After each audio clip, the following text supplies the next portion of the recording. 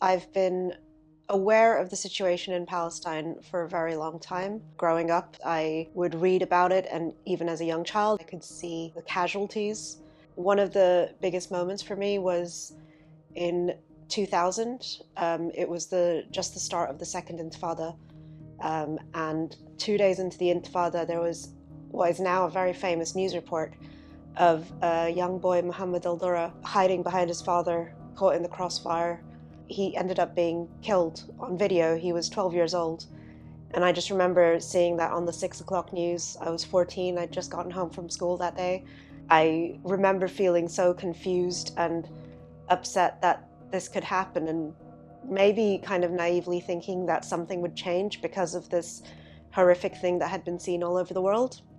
And it didn't. That was 25 years ago. And then since October 7th, this massive escalation and every day more and more death and destruction, seeing people's lives be torn apart. There was nowhere else for me to turn, really. Palestine Action was the one kind of solid route that I could take, something that I could do that would have a material effect. It's not about influencing the government or the people anymore. It's about taking action to actually disrupt this war machine. I've taken action twice for Palestine Action. Once was about a month into this escalation in Gaza, the beginning of the genocide, and it was a lock-on at Lockheed Martin. Lockheed Martin produce, well, they're an American company, but they produce the F-35, which was being used in airstrikes in Gaza. It's a very direct link between the company and what we've seen in the last year and a half. We disrupted that factory from very early in the morning, about 5:30 in the morning, until close of day. It was really satisfying to see trucks and vehicles being turned away at the gates because there's nowhere for them to go. My second action was at Shenstone. So at Shenstone, we got versalifts or platforms and used them to use demolition equipment to actually physically dismantle the factory. At the point that we did this action, it was, I think, the fourth action in about 6 weeks that had been at Shenstone. I think there were 3 hits in 1 week in November, which was really great to see happening, just the relentlessness of it.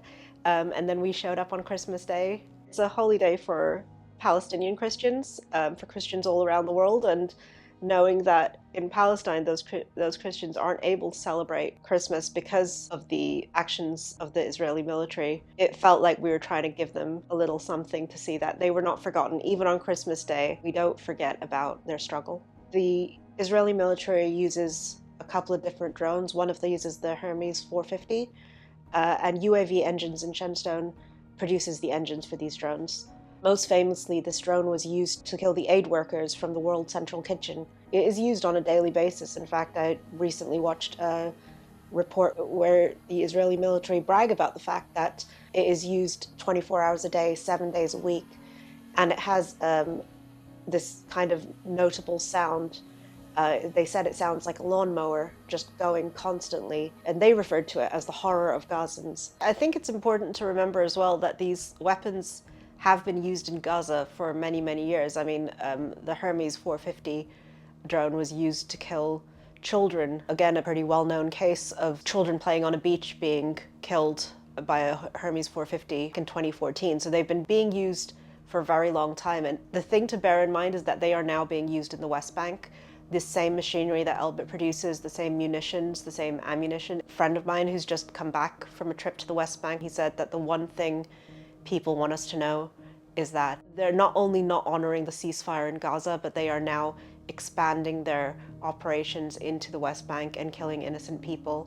This is not something that stops when there's a ceasefire. It's not even something that stops if there's an end to the current operations. Elbit Systems needs to be shut down permanently.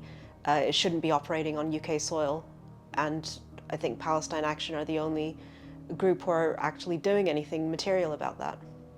When we went in to do the action, we knew that there was a potential for being remanded, being kept, being arrested under counterterrorism charges, potentially not seeing people again, my family, my husband, for months and months. It's not something I took lightly. And I think there is this perception that maybe actionists feel like they don't have anything to lose and that's why they're able to take these risks. But actually, it's the opposite for me. I felt that I had a lot to lose by not taking action. You have the potential to lose your humanity by just quietly feeling helpless and watching these things happen. And we have this really, really horrible privilege of being able to do something. I think that is worth any risk. When I weigh it up, it comes down to, well, I might not see my husband for however long, I might not see my family, I might lose my job. None of these things mean nothing to me. They mean everything to me, you know? But it also means everything to me to have taken action against an entity which is causing so much pain in the world. And that is something that I wouldn't have reconsidered. There's no part of me that wishes I hadn't done it. And I would probably do it again.